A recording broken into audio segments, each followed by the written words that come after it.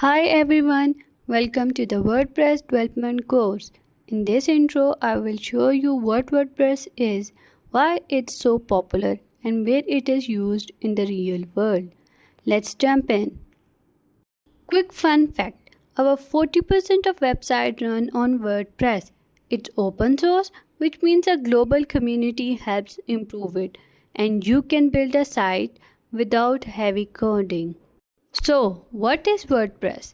It's a content management system, a control room for your site. You get a user friendly dashboard, choose from themes to style your site, add plugins to extra feature, and rely on an active community when you need help. Why does WordPress dominate? First, it's beginner friendly. Second, it's flexible, great for blogs, shops, portfolios, and brand sites. And third, the ecosystem is massive.